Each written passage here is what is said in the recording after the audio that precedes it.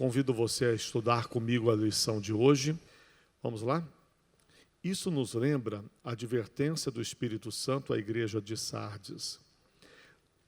E ao anjo da igreja, que está em Sardes, escreve: Isto diz o que tem 7 Espíritos de Deus e as 7 estrelas. Conheço as tuas obras, que tens nome de que vives e está morto.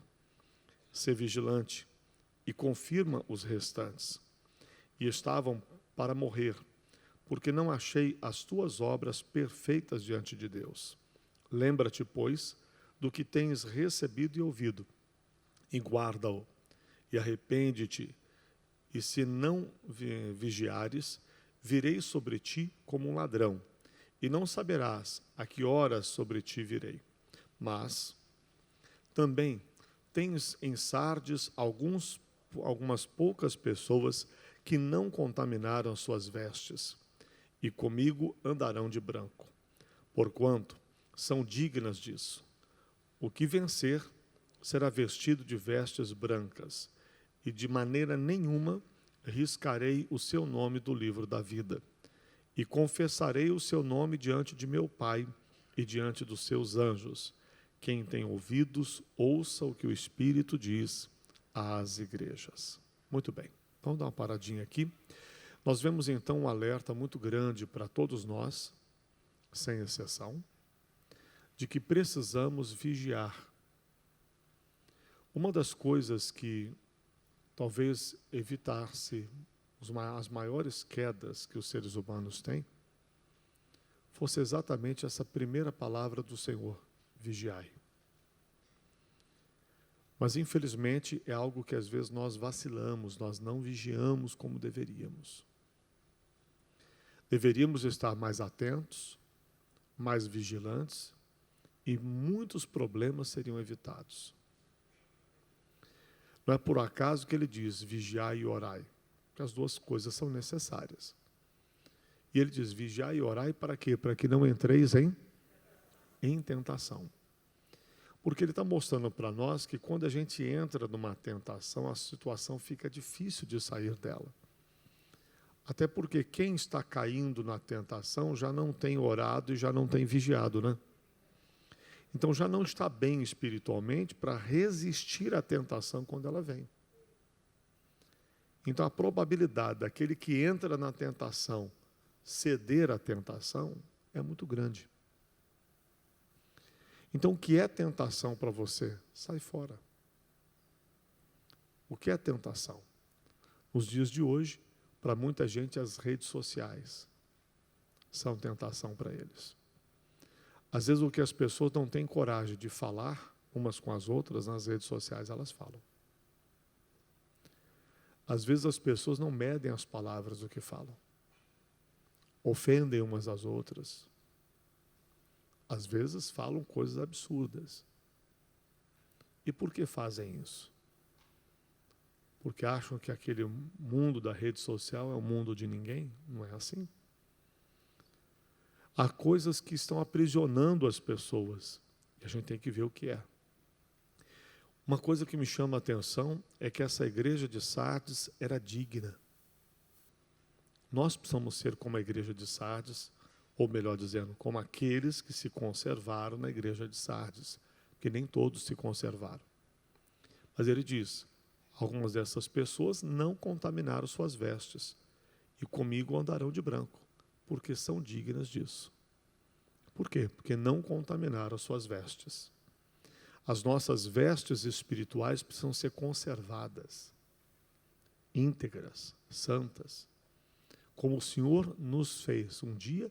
Quando Ele nos alcançou, tínhamos tanta sujeira, tanto pecado, e o sangue dele vem e nos purifica de toda iniquidade. Fez isso conosco, maravilhoso.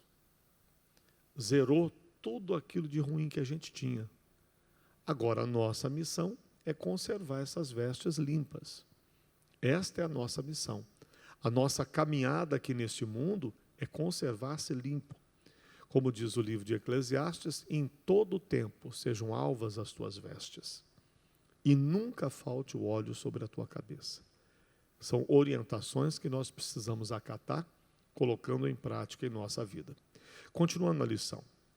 Apesar de ter obras e nome de viva, a igreja de Sardes estava morta. Que coisa séria, né? Então tinha obras e tinha nome de viva, mas estava morta. Então só tinha aparência, né? Só tinha aparência. Não tinha conteúdo, não tinha essência. Não são as obras que nos vivificam, mas sim um coração quebrantado e dependente de Deus. E às vezes, nos dias de hoje, é muito comum as pessoas frisarem as obras, estarem ligadas nelas e preocupadas com elas. Eu faço, eu ajudo, eu me preocupo, eu sirvo, eu faço isso, faço aquilo. Sempre no fazer é que as pessoas costumam focar. Na verdade, quando a gente faz alguma coisa, parece que dá uma massageada no nosso ego e que parece que para nós nos fez bem. Mais do que para aquela pessoa para quem fizemos alguma coisa. E isso faz com que a pessoa se acomode e ache que está bem porque fez.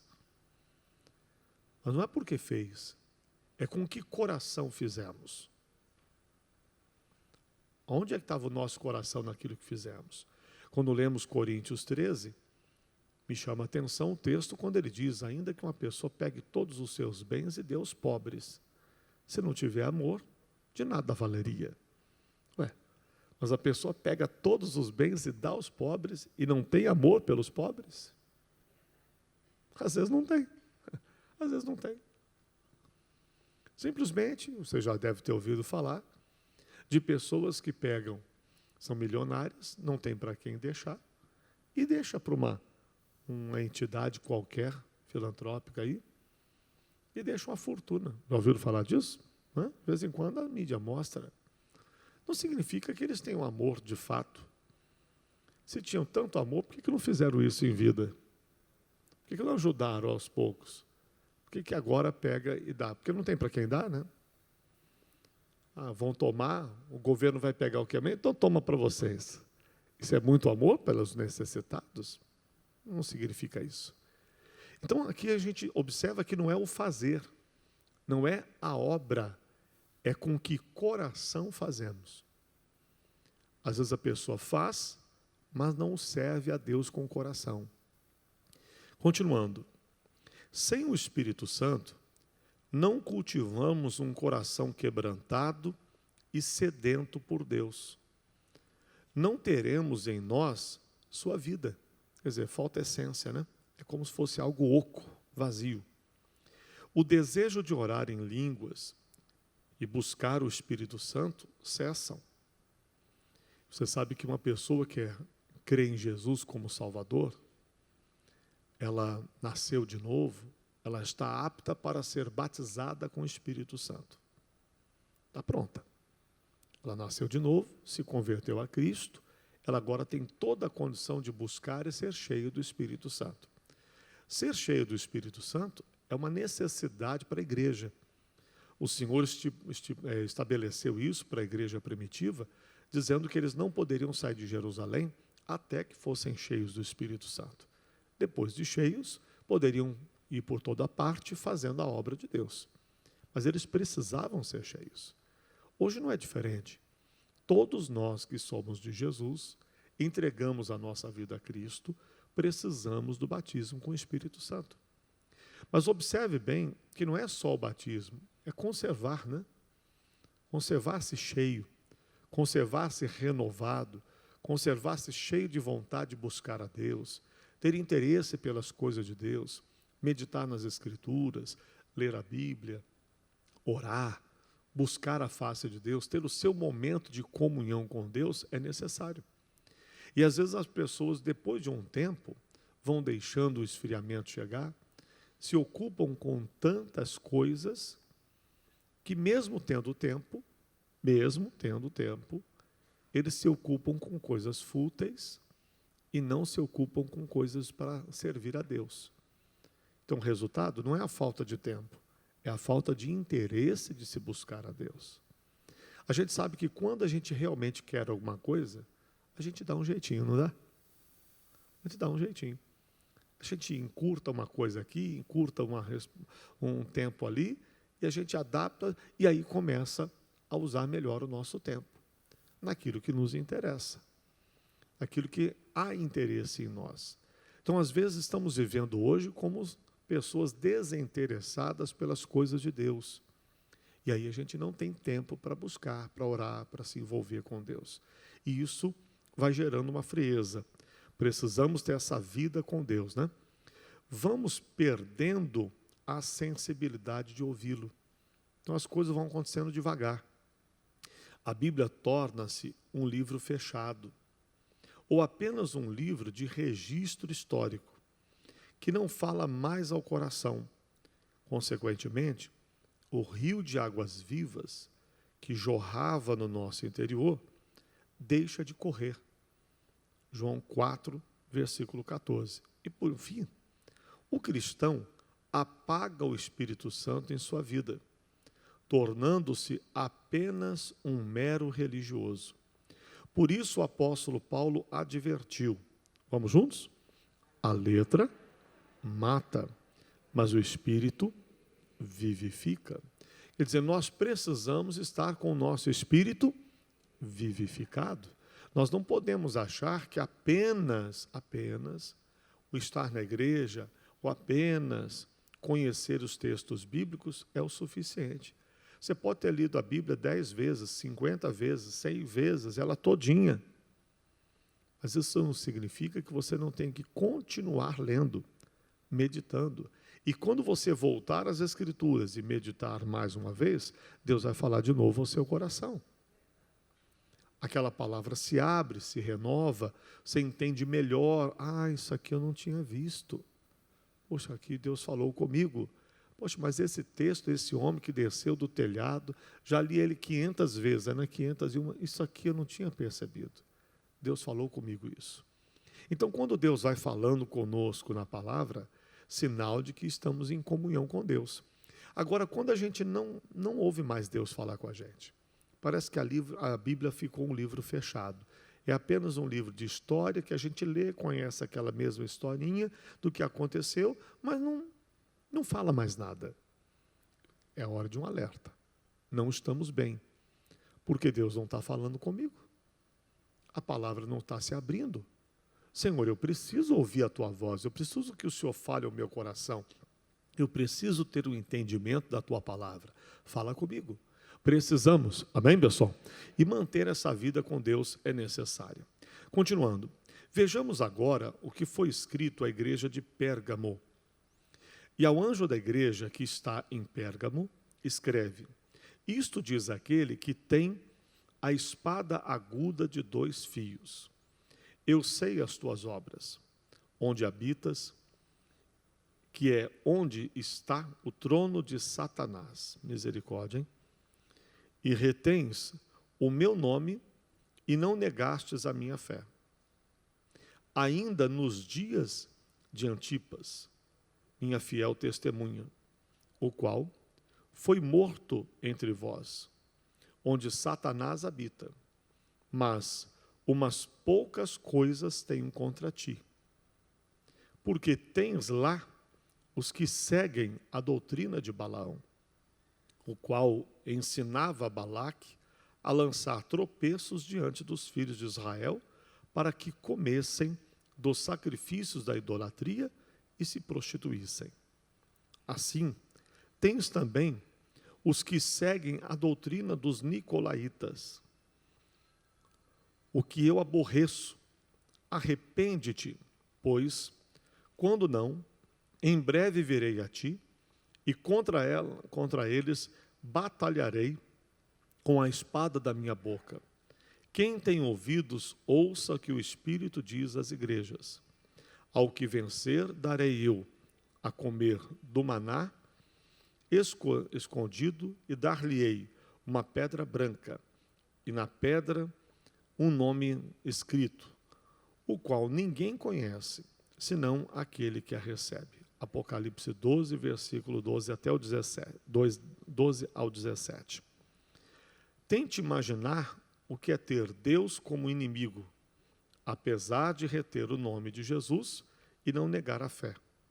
A igreja de Pérgamo seguia a doutrina de Balaão e dos nicolaítas, os quais Deus aborrecia por difundirem ensinos contrários ao evangelho de Cristo. Amém? Você já deve ter ouvido falar de Balaão, né? O missionário tem até um livro escrito sobre isso, sobre Balaão, que é bem interessante, bom seria que todos lessem, em que o Balaão se deixa levar pela cobiça e quer, de alguma forma, se beneficiar, mas Deus proíbe, dizendo que contra Israel não valeria encantamento. Mas ele tenta, de alguma forma, beneficiar aqueles que iriam pagá-lo, dizendo, olha, se vocês fizerem isso, eles vão cair no erro e aí eles vão ser amaldiçoados. Quer dizer, o camarada, ele queria se beneficiar, se corrompeu e se dava deixando levar por aquela doutrina maligna que é o incentivo do inferno na vida dele.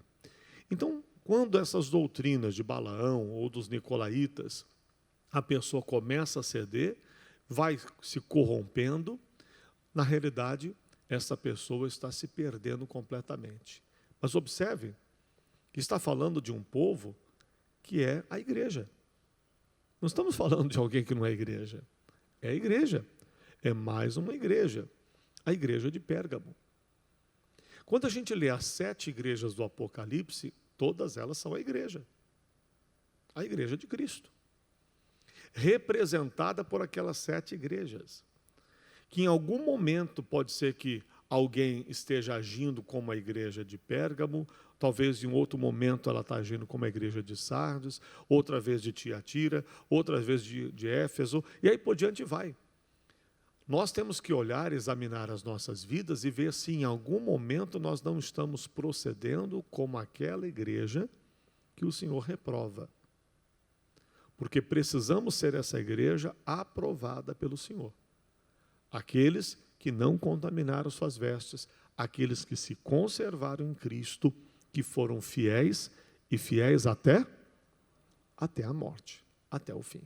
Senão, nós vamos, infelizmente, fazer parte da igreja ou, durante um período, estar dentro da igreja, mas não ligado propriamente em Cristo. E aí nós estaremos nos enganando. Vamos ver esse ponto importante, que é o tempo de arrependimento. O que temos posto diante de nossos olhos? A quem você está seguindo nas redes sociais? O que a pessoa a quem você segue e apoia com seus likes tem ensinado? Deus aprova ou aborrece o que ela faz? Acho que é algo que a gente tem que pensar. Ainda mais nesse tempo de redes sociais. A pessoa vai lá e curte um negócio que é completamente abominável aos olhos de Deus. Mas é isso? Como é que a gente pode curtir isso? A gente aplaude aquela atitude? Não, aquela atitude não. Mas a pessoa tem aquelas atitudes. E quando você curte aquilo, você está dizendo que está aprovando as atitudes dela. Ah, estou seguindo tal pessoa na internet. E essa pessoa segue a quem? Paulo dizia, sede meus imitadores, como eu sou de Cristo. A quem eu estou seguindo? O que eu estou aprendendo com aquilo? Aquilo me contamina? Aquilo me faz bem ou me faz mal? Aquilo me aproxima de Deus ou me afasta de Deus? Porque a gente sabe que o que não edifica, contamina. Não tem como ser neutro. Não dá. Alguém vai mexer numa fossa e vai sair limpinho. Não vai. Vai precisar de um belo banho, porque o negócio vai ficar feio. Então não tem como mexer na sujeira e não se sujar. E está tudo bem, está tudo lindo e maravilhoso. Não é bem assim. Continuando. O desejo do nosso coração, aliás, eu estou pulando um pedaço aqui, né? Os lá que tem ensinado. Deus aprova ou reprova o que ela faz? Como temos gasto as 24 horas do dia, isso aqui é muito sério. O desejo do nosso coração é buscar a Deus ou preferimos satisfazer os desejos da nossa carne? alimentando-a com pecados de glutonarias ou com entretenimentos, séries e filmes que aborrecem a Deus. Não podemos seguir o que aborrece ao nosso Deus. Não dá, né? Realmente não dá. Mas muita gente está fazendo isso. É preciso entender, no estudo das 7 igrejas do Apocalipse, que todas elas praticamente tinham obras, porém não se encontravam perfeitas diante de Deus. E elas podem representar os cristãos da atualidade. Por isso, devemos prestar atenção às palavras de exortação. É tempo de arrependimento e conversão. Esse é o tempo. É o tempo da gente cair em si, reconhecer onde estamos errando e corrigir os nossos erros. Aliás, o tempo é só esse, porque acabou esse tempo nosso aqui, a gente não vai ter mais tempo de arrependimento. Não adianta depois que morrer dizer, eu me arrependo de tudo que eu fiz. Já foi o tempo, acabou. O seu tempo de arrependimento acabou, e aí já foi, não tem o que fazer mais. Agora é o tempo, esse é o momento. A Bíblia diz que, quando ouvires a voz do Senhor, não endureçais os vossos corações. Então, hoje, na hora que ouvimos a voz de Deus, é a hora do arrependimento. Então, que a gente se arrependa, se volte para Deus e diga, Senhor, me ajude. E, às vezes, a pessoa já está numa situação que já virou um vício. Aquilo virou um vício na vida da pessoa. Aquilo que consome o tempo dela, aquilo que, às vezes, não é pecado propriamente, mas está consumindo o tempo dela. E está sendo usado, aquela situação está sendo usada para enfraquecê-la espiritualmente, para afastá-la das coisas de Deus. Não é pecado só, não. Às vezes tem coisa que já se tornou um vício. Tem gente que todo momento vago que ele se pega, ele está fazendo exatamente a mesma coisa. Pode observar. Um tempinho que a pessoa tem de bobeira, ela está naquilo. É só um entretenimento. Mas quando algo já está te dominando, você tem que abrir os seus olhos. Porque aquilo se tornou um vício. E como um vício, cada vez mais ele vai tentar te prender. Cada vez mais vai te tentar prender. É aí que entra o jejum. Que é a hora que a gente quebra a nossa carne. Seja esse jejum de alimento, ou de certas coisas que, porventura, você sente que aquilo está te prendendo também. Eu não posso me deixar ser dominado. A Bíblia diz que eu não devo me deixar ser dominado por nada. Então, se algo está me dominando, tem alguma coisa errada. Não quero isso, está amarrado. Não vou me deixar dominar. Vou tomar uma atitude. E aí sai fora daquilo. É assim que você se conserva em Deus. Sempre vigilante, atento, observando e, além disso, orando. Pedindo a Deus o discernimento e o livramento dessas ciladas que o inimigo prepara. Continuando a nossa lição. Para que isso não ocorra, ore diariamente, pedindo-lhe que o dirija e o fortaleça. Separe tempo para buscá-lo em oração, com a prática diária da oração em línguas, pois o que ora em línguas edifica-se a quem? A si mesmo, diz 1 Coríntios 14, 4. E quem nos capacita a orar em línguas é o Espírito Santo, derramando sobre a terra derramado desde o dia de Pentecoste. Tenha esse encontro diário com Deus como prioridade alta em sua vida. Lembre-se de que o propósito do Espírito Santo em nós é nos vivificar, para andarmos diante de Deus, dando o quê? Frutos para o seu reino. Amém?